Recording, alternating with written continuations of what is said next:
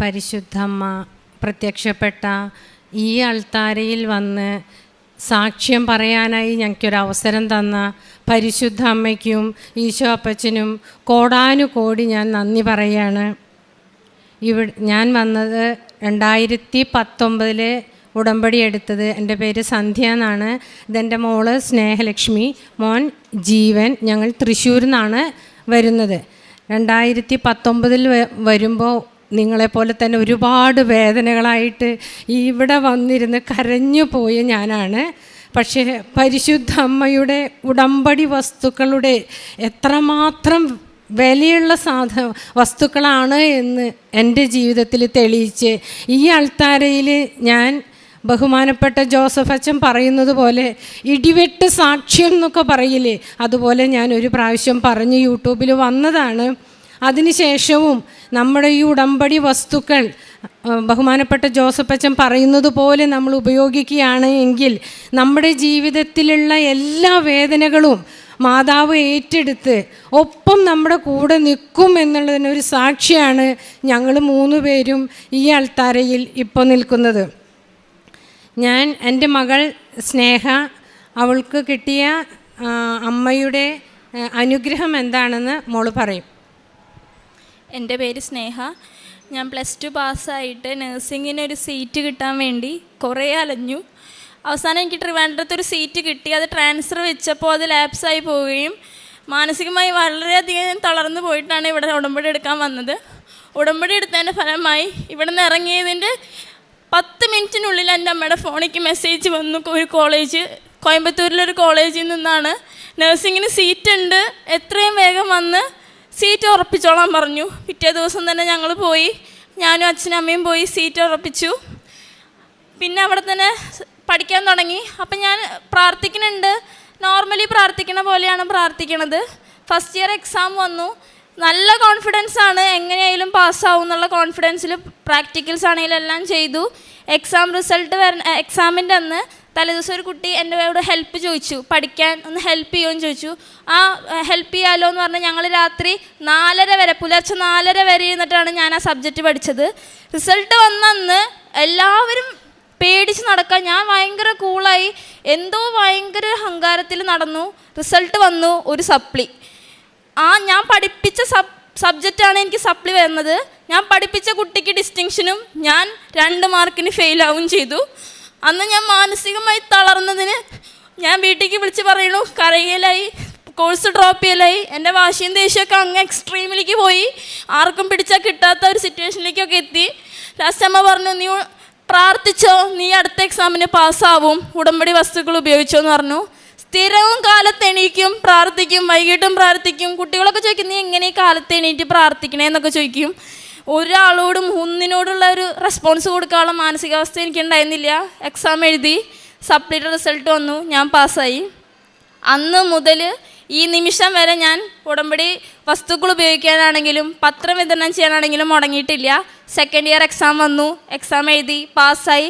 Third year ആയപ്പോൾ എനിക്കൊരു മോഹം, എൻ്റെ അമ്മ കുറേ കാലമായി കഷ്ടപ്പെട്ട് എന്നെ പഠിപ്പിക്കണു, ഇന്നേ വരെ എന്നെ കൊണ്ടൊരു മാർക്കായിട്ട് എൻ്റെ അമ്മയ്ക്ക് അഭിമാനത്തോടെ 4 ആളുടെ മുമ്പിൽ നിൽക്കാനുള്ളൊരു മൊമെൻറ്റ് ഞാൻ ഉണ്ടാക്കി കൊടുത്തിട്ടില്ല. എനിക്കൊരു സബ്ജക്റ്റ് ഇഷ്ടമായിരുന്നു, കമ്മ്യൂണിറ്റി ഹെൽത്ത് നഴ്സിംഗ് എന്നാണ്. എന്നെക്കൊണ്ട് സാധിക്കും എന്ന് ഞാൻ വിചാരിച്ച് പഠിച്ചു. ഞാൻ മാതാവിൻ്റെ കാശിരൂപം, ഈ ലോക്കറ്റ് ഞാൻ ഓരോ ക്വസ്റ്റ്യൻ എഴുതുമ്പോഴും ഓരോ നന്മ നിറഞ്ഞ മറിയുമേയും ചൊല്ലി എഴുതി. ഞാൻ 65 പേപ്പർ ഉണ്ടായിരുന്ന ആ ബുക്കിലെറ്റ് 65 ഞാൻ കംപ്ലീറ്റ് ആക്കി. വന്ന ക്വസ്റ്റ്യൻസ് ഫുള്ളും എനിക്ക് അറിയണ ക്വസ്റ്റ്യൻസ് എഴുതി. റിസൾട്ട് വന്നു. അന്നേ സെക്ഷനിൽ ആ ഡിപ്പാർട്ട്മെൻറ്റിൽ 83 മാർക്ക് വാങ്ങിച്ച ഡിസ്റ്റിങ്ഷനോടെ ഞാൻ പാസ്സായി. ഇന്ന് ഞാൻ 4 കൊല്ലത്തെ നഴ്സിംഗ് കഴിഞ്ഞ് രജിസ്ട്രേഷൻ കഴിഞ്ഞ് ഞാൻ ഇറങ്ങി. ഞാനിനി എൻ്റെ ഉപരിപഠനത്തിന് പഠിച്ചുകൊണ്ടിരിക്കുകയാണ്. അത് മാതാവിൻ്റെ അടുത്ത് എനിക്ക് അധികം വൈകാതെ തന്നെ ഞാൻ സാക്ഷ്യം പറയാൻ വരുന്നതാണ്. എൻ്റെ ഈ അനുഗ്രഹം തന്ന മാതാവിന് കോടാനുകോടി നന്ദി ഞാൻ അർപ്പിക്കുന്നു. അടുത്തത് അമ്മ മാതാവിലൂടെ ഞങ്ങൾക്ക് ലഭിച്ച ഏറ്റവും വലിയ അനുഗ്രഹം എന്ന് പറയാം. ഒരുപക്ഷെ ഞാൻ ആ അനുഗ്രഹം പറയുമ്പോൾ ഇവിടെ ഇരിക്കുന്ന എല്ലാവരും ഒരു പക്ഷേ ഞെട്ടുമായിരിക്കും. പാവപ്പെട്ട വീട്ടിലത്തെ കുട്ടിയാണ് ഞാൻ.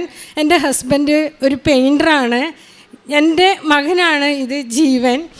ഞങ്ങൾ ഉടമ്പടി എടുത്ത് അന്ന് തൊട്ട് എൻ്റെ മക്കൾക്ക് ഞാൻ കുരിശ് വരയ്ക്കാനായിട്ട് തൈലം കൊടുക്കും. എക്സാമിന് പോകുമ്പോൾ തേൻ കൊടുക്കും, കയ്യിൽ നുള്ളിയിട്ട് എക്സാം ഹോളിലേക്ക് കയറുമ്പോൾ ഹോൾ ടിക്കറ്റിൻ്റെ ഒപ്പം തന്നെ ഉപ്പ് വിതറിയിട്ടാണ് അവർ എക്സാമിന് ഇരിക്കുക. ഞാൻ ഈ സാക്ഷ്യം പറഞ്ഞതാണ്. നല്ലൊരു മാർക്കോട് ടോപ്പ് 10 ഒരാളായി എൻ്റെ മോൻ +2 പാസ്സായി. അത് മാതാവിൻ്റെ ഏറ്റവും വലിയൊരു അനുഗ്രഹം എന്ന് പറഞ്ഞാൽ പോരാ. അപ്പോഴൊക്കെ ഞാൻ പ്രാർത്ഥിച്ചു, അടുത്തൊരു കോഴ്സ് എൻ്റെ മോൻ്റെ എന്തായിരിക്കും, അവൻ മനസ്സിൽ ആഗ്രഹിച്ചതായിരിക്കണേ എന്നുള്ളൊരു പ്രാർത്ഥന ഉണ്ടായിരുന്നു. 97% ഫിസിക്സ് കെമിസ്ട്രി മാത്സിൽ അവന് മാർക്ക് കിട്ടി. പാലാ ബ്രില്യൻറ്റിൽ കോച്ചിങ്ങിന് പോയി. അപ്പോഴും ഞാൻ ആലോചിച്ചു, ദൈവമേ, കോച്ചിങ് ഫീസ് 80,000 രൂപയൊക്കെ അടയ്ക്കുക എന്ന് പറഞ്ഞാൽ ഒരു നേഴ്സിംഗ് അസിസ്റ്റൻ്റായ ഞാൻ എങ്ങനെ ഇത് അടയ്ക്കും എന്നുള്ളൊരു ഇതായിരുന്നു. ഞാൻ ഇവിടെ വന്ന് നിങ്ങളെപ്പോലെ ഇരുന്ന് കരഞ്ഞ് പ്രാർത്ഥിക്കുമ്പോൾ ഓരോ സാക്ഷ്യങ്ങളും പറയുമ്പോഴും ഞാൻ ആലോചിക്കും, ഈ ആൾത്താരയിൽ എനിക്കൊരു അവസരം മാതാവേ തരണമെന്ന്. പക്ഷെ ഇത്രയും വലിയൊരു അവസരമാണ് അമ്മ മാതാവ് എനിക്ക് തന്നത് എന്നുള്ളത് എനിക്ക് പറഞ്ഞറിയിക്കാൻ വയ്യ. എൻ്റെ മോൻ എൻട്രൻസ് എക്സാം എഴുതി, കീം എഴുതി. അവന് ഫസ്റ്റ് ഷോർട്ട് ലിസ്റ്റിൽ കോഴിക്കോട് ഗവൺമെൻറ് എഞ്ചിനീയറിംഗ് കോളേജിൽ സീറ്റ് കൊടുത്തു മാതാവ്. ഒപ്പം തന്നെ അവൻ നേവിയുടെ എക്സാം എഴുതി, മർച്ചൻ്റ് നേവിയിൽ അവൻ എക്സാം എഴുതി. ആ റാങ്ക് ലിസ്റ്റിലും എൻ്റെ മോൻ്റെ പേര് വന്നപ്പോൾ സത്യം പറഞ്ഞാൽ ഞാൻ ഞെട്ടി. ഇത്രയ്ക്കും അവർക്ക് ഒരു എക്സാം എഴുതി അവർ ഇത്രയും ഒരു ടോപ്പിലെത്തിക്കാൻ വേണ്ടി ഞങ്ങളുടെ മാതാവ് ഞങ്ങളുടെ പിന്നിലും മുന്നിലായിട്ട് ഞങ്ങളിങ്ങനെ എന്താ പറയുക തഴഞ്ഞു നിൽക്കുകയാണ്, എവിടെയും നമ്മളെ സഹായിക്കാൻ വേണ്ടിയിട്ട്. അങ്ങനെ എൻ്റെ മോൻ ആ റാങ്കിലും വന്നു. അങ്ങനെ ഞങ്ങൾ എക്സാം എഴുതാൻ വേണ്ടി പോകുന്ന സമയത്ത് ഞങ്ങൾ ഫ്ലൈറ്റിനാണ് പോയത്. പോകുമ്പോൾ ഞാൻ ഹസ്ബൻഡും മോനെ പോകുമ്പോൾ ഞാൻ ആലോചിച്ചു, ദൈവമേ, ഫ്ലൈറ്റിലൊക്കെ പോവുക എന്ന് പറഞ്ഞാൽ എനിക്ക് ആലോചിക്കാൻ വയ്യ. അങ്ങനെ ഞങ്ങൾ ഫ്ലൈറ്റിൽ പോണ സമയത്ത് മോൻ പറയാണ്, അമ്മേ, എനിക്ക് പൈലറ്റായാൽ കൊള്ളാമെന്നുണ്ട് എന്ന്. ഞാൻ എക്സാം എഴുതാമെന്ന്. അങ്ങനെ എൻ്റെ മോൻ ആ മർച്ചൻ്റ് നേവി എക്സാം എഴുതി റാങ്ക് ലിസ്റ്റിൽ വന്നതിന് ശേഷം എൻ്റെ മോന് DGCയുടെ അപ്രൂവൽ കിട്ടി പൈലറ്റ് ട്രെയിനിങ് കോച്ചിങ്ങിന് പോകാനായിട്ട്. എൻ്റെ മോൻ ക്ലാസ് 1 മെഡിക്കൽ പാസ്സാവുക എന്ന് പറഞ്ഞാൽ ഭയങ്കര ബുദ്ധിമുട്ടുള്ള കാര്യമാണ്. കാരണം പൈസ ഒരുപാട് വേണം നമുക്ക്. ഈ മെഡിക്കലിന് പോകാമെന്ന് പറഞ്ഞു കഴിഞ്ഞാൽ 20,000 രൂപയുടെ ബ്ലഡ് ടെസ്റ്റ്, പോകാനുള്ള ചിലവ്, ഇതൊന്നും ഞങ്ങളെക്കൊണ്ട് താങ്ങാൻ പറ്റില്ല. പക്ഷേ അമ്മ മാതാവ് ഒപ്പം നിന്ന് എൻ്റെ മോൻ ക്ലാസ് 2 മെഡിക്കൽ ആദ്യം 1 പാസ്സായി. അത് കഴിഞ്ഞ് ക്ലാസ് 2 മെഡിക്കൽ വരികയാണ്. ഈ എല്ലാ ബ്ലഡ് ടെസ്റ്റുകളും ഈ സ്കാനിങ്ങും എക്സ്റേയും ഒക്കെ റിപ്പീറ്റ് ചെയ്യണം. അങ്ങനെ ഞങ്ങൾ ഇവിടെ നിന്ന് എല്ലാ ടെസ്റ്റുകളും കഴിഞ്ഞ് റിസൾട്ട് റെഡിയാക്കുന്ന സമയത്ത് റിസൾട്ട് വന്നു. മോൻ്റെ എല്ലാ മെഡിക്കൽ റിപ്പോർട്ടുകളും കൊണ്ട് മോൻ എൻ്റെ അടുത്ത് കൊണ്ടുവന്നു. ഞാൻ ഡ്യൂട്ടിയിലായിരുന്നു. ഞാൻ വായിച്ചു നോക്കുമ്പോൾ അതിനകത്ത് എഴുതിയേക്കാണ്, ചെവിയുടെ കേൾവി ടെസ്റ്റ് 2 ചെവിയിലെയും കേൾവി മൈൽഡിൽ കുറവാണെന്ന്. പിന്നെ വയറിൻ്റെ സ്കാൻ ചെയ്തതിൽ ഒരു സിസ്റ്റ് പോലെ അവർക്ക് കാണണമെന്ന്. മാതാവിൻ്റെ അനുഗ്രഹം എന്ന് പറയട്ടെ, ഇത് കണ്ട വെച്ച് ഞാൻ തളർന്നു വീണ എന്നെ താങ്ങായി എന്നെ പിടിച്ച് മാതാവ് നിർത്തി. ഞാൻ തയ്യലെടുത്ത് എൻ്റെ മോൻ്റെ വയറിൽ കുരിശ് വരച്ച് പ്രാർത്ഥിച്ചു, മാതാവേ, ഞങ്ങൾക്ക് വേറൊരു വഴിയില്ല, മാതാവല്ലാതെ ഞങ്ങൾക്ക് മുന്നോട്ട് പോകാൻ പറ്റില്ല, എൻ്റെ മോൻ്റെ ഈ ആഗ്രഹം എൻ്റെ മാതാവ് സാധിച്ച് തരണേന്ന് ഞാൻ പ്രാർത്ഥിച്ച് എൻ്റെ മോൻ്റെ ചെവിയിൽ ഞാൻ ആ തൈലം പുരട്ടി. പിറ്റേ ദിവസം ഞങ്ങൾ 2 പേരും കൂടി പോയി വീണ്ടും ആ പൈസ അടച്ച് റിപ്പീറ്റ് ചെയ്യാണ് ആ ടെസ്റ്റ്. അത്ഭുതം എന്ന് പറയട്ടെ, 2ഉം നോർമലായിട്ട് വന്നു. ഞാൻ പറയാണ്, പൈശാചിക ബന്ധനങ്ങളെ കെട്ടി നിർത്താൻ പറ്റിയതാണ് നമ്മുടെ ഈ ദിവ്യ ഔഷധമായ തൈലം. അനുഭവത്തോടു കൂടി ഞാൻ പറയാണ്, എൻ്റെ മോൻ ക്ലാസ് 2 മെഡിക്കലിന് പോയി മെഡിക്കൽ പാസ്സായി വന്നു. ഇത്രയും തന്നൊരു മാതാവിൻ്റെ അടുത്ത് എത്രയോ നന്ദി എനിക്ക് പറയണ്ടതെന്ന് അറിയില്ല. എൻ്റെ മോൻ എല്ലാ എക്സാമിലും പാസ്സായി. എൻ്റെ മോൻ ചൊവ്വാഴ്ച വൈകുന്നേരം വീട്ടിൽ നിന്ന് ഇറങ്ങുകയാണ്, ട്യൂണീഷ്യക്ക് ഫ്ലൈറ്റ് ട്രെയിനിങ്ങിന് പോവാണ് പൈലറ്റ് ആവാൻ വേണ്ടിയിട്ട്. ഇതിനു വേണ്ടിയുള്ള പൈസ എവിടെ നിന്നെന്ന് ചോദിച്ചാൽ എനിക്കറിയില്ല. ആകെ ഞങ്ങളിരിക്കുന്ന സ്ഥലം മാത്രമേ ഉള്ളൂ. ഹസ്ബൻഡ് എന്നോട് പറഞ്ഞു, മോൻ അങ്ങനെ സമ്മതിക്കുകയാണെങ്കിൽ അവൻ പൊക്കോട്ടെ, ആ കോഴ്സിന് പൊക്കോട്ടെ, നമുക്ക് വീട് വിൽക്കാം എന്ന് പറഞ്ഞു. പക്ഷേ വീട് വിൽക്കാൻ നോക്കിയിട്ട് ഒരു വഴിയുമില്ല. അവസാനം ലോണിൽ വെച്ചു. എനിക്കറിയില്ല ഇത്രയും അധികം ലക്ഷം രൂപ വേണം ഒരു പൈലറ്റ് ട്രെയിനിങ്ങിന് പഠിക്കാമെന്ന് എനിക്ക് അറിയില്ലായിരുന്നു. 60 ലക്ഷം 70 ലക്ഷം എന്നൊക്കെ കേൾക്കുമ്പോൾ ഞാൻ ഞെട്ടാണ്. പക്ഷേ ലോൺ അവസാനം വെച്ചു. 4 മാസം ബാങ്ക് ഓഫ് ബറോഡ ഞങ്ങളെ കളിപ്പിച്ചു. ഓരോ പേപ്പറിന് പോകുമ്പോഴും ഓരോ പേപ്പർ കൊടുക്കട്ടെ, സർട്ടിഫിക്കറ്റ്, സാലറി സർട്ടിഫിക്കറ്റ്, അങ്ങനെ പറഞ്ഞ് ഒരുപാട് സർട്ടിഫിക്കറ്റുകൾ കൊടുത്ത് അവസാനം പറഞ്ഞു കുട്ടിക്ക് ഡിഗ്രി ഇല്ലാത്ത കാരണം തരില്ല എന്ന്. അതിൽ ഞാൻ വീണുപോയി. വീണ്ടും ഞാൻ ഇവിടെ വന്നു. എല്ലാ മാസവും ഞാൻ ഇവിടെ വന്ന് പത്രം വാങ്ങിക്കൊണ്ട് പോകുമ്പോൾ ഞാൻ കഴിഞ്ഞ മാസം വന്നിട്ട് പറഞ്ഞു, മാതാവേ എനിക്ക് വേറെ ഒരു വഴിയുമില്ല, ഇനി എൻ്റെ മോന് പോകാൻ പറ്റില്ല, നിനക്ക് എന്താണെന്ന് വെച്ചിട്ടുണ്ടെങ്കിൽ അമ്മ മാതാവ് എടുത്തോളൂ എൻ്റെ മോനെ, എനിക്ക് ഒന്നും പറയാല്ല, നിൻ്റെ മകനായി ഏറ്റെടുത്തിട്ട് നിൻ്റെ ആഗ്രഹം പോലെ നടക്കട്ടെ മാതാവേ എന്ന് പറഞ്ഞ് പഞ്ചാബ് നാഷണൽ ബാങ്കിൽ ഞങ്ങളിൽ ലോണിന് കൊടുത്തു. ലോൺ ഇപ്പോൾ കഴിഞ്ഞ ദിവസം മിനിഞ്ഞാന്ന് വരെയും അവർ പാസ്സാക്കി തന്നില്ല. അപ്പോഴും മാസങ്ങൾ കടന്നുപോയി, 6 മാസം കടന്നുപോയി. അവസാനം ഞാൻ ആധാരം കൊണ്ടുവന്ന് കഴിഞ്ഞ ഈ മാസം 11-ാം തീയതി, ഇന്ന് 16, 11-ാം തീയതി വന്ന് അച്ഛൻ്റെ അടുത്ത് ഞാൻ വന്ന് കരഞ്ഞ് പ്രാർത്ഥിച്ച് അച്ഛനൊരു ടോക്കൺ എടുത്തു. ഞാൻ അതിൽ എഴുതിയിട്ടുണ്ടായിരുന്നു പൈലറ്റ് ട്രെയിനിങ്ങിന് പോകാൻ പറ്റാതെ ലോൺ പാസ്സാവാത്തത് കൊണ്ടാണ് വന്നിരിക്കണതെന്ന്. അച്ഛൻ തലയിൽ കൈവച്ച് പ്രാർത്ഥിച്ചു.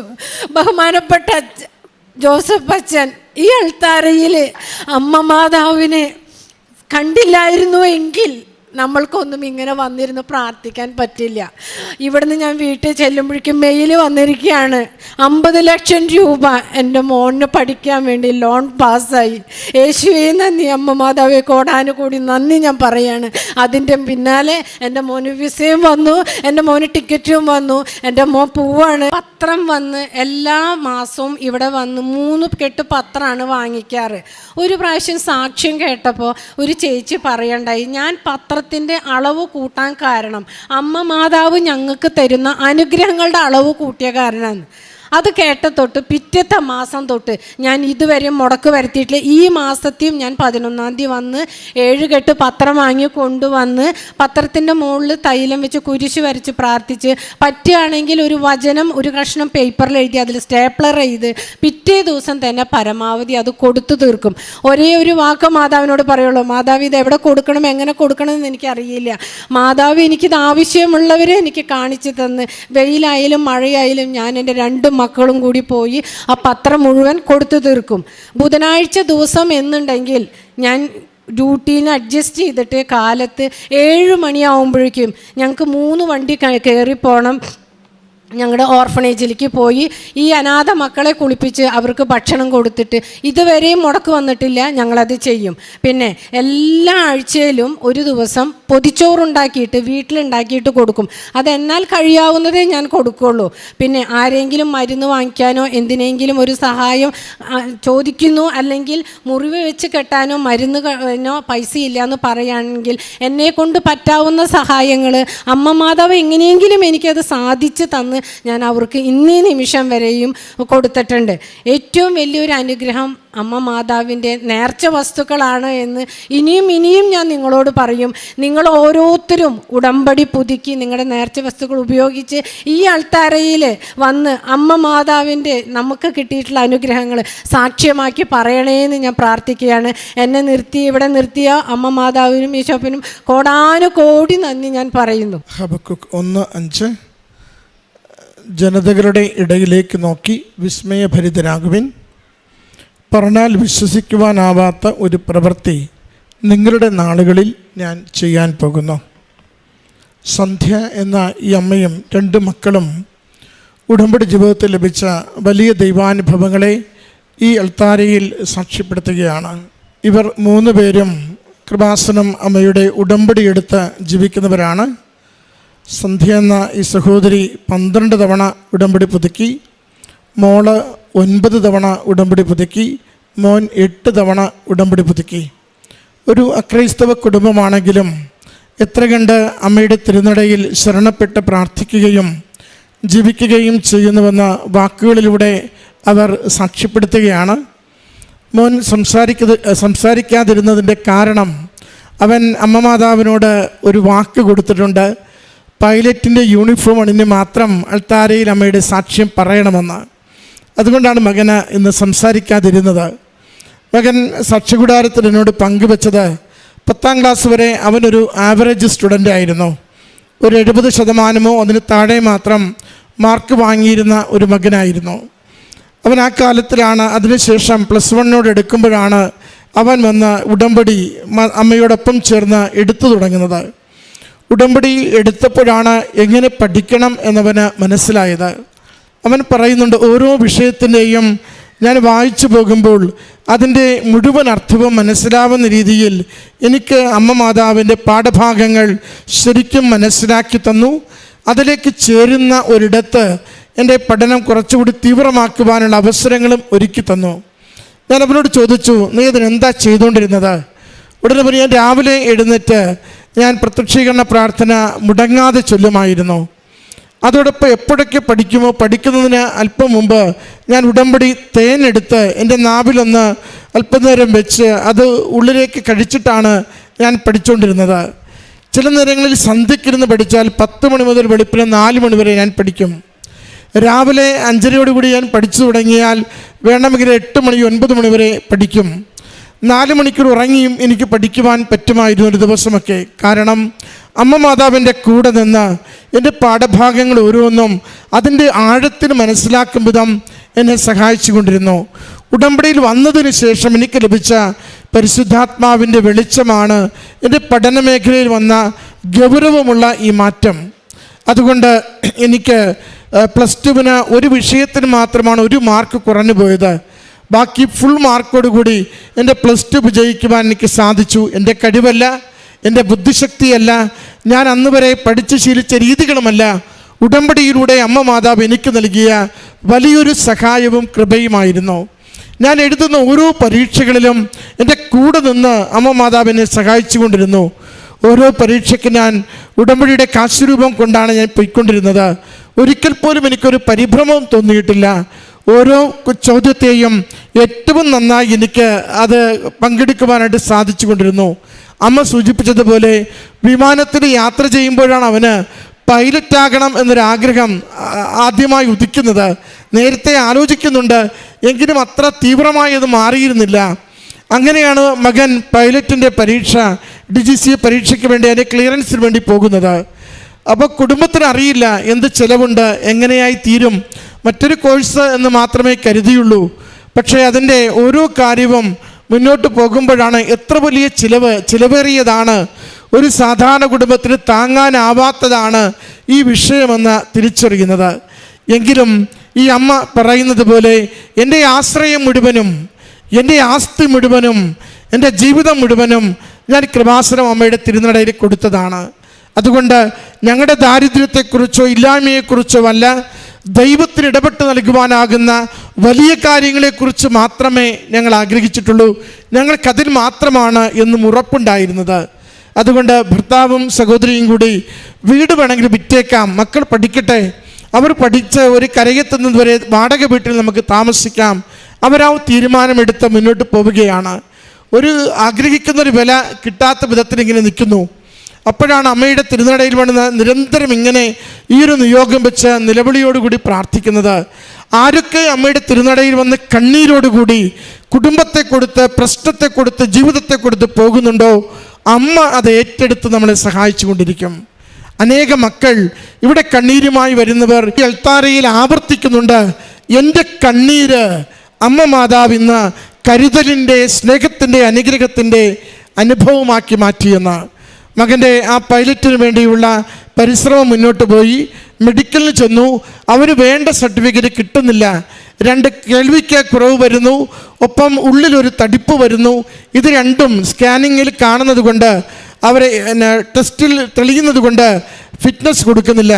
വീണ്ടും അമ്മയുടെ അരികിൽ വന്ന് കണ്ണീരോടെ പ്രാർത്ഥിച്ച് തൊട്ടടുത്ത ദിവസം അത് മുഴുവനും അത് മെഡിക്കൽ ഫിറ്റ്നസ്സായി മാറുന്നു.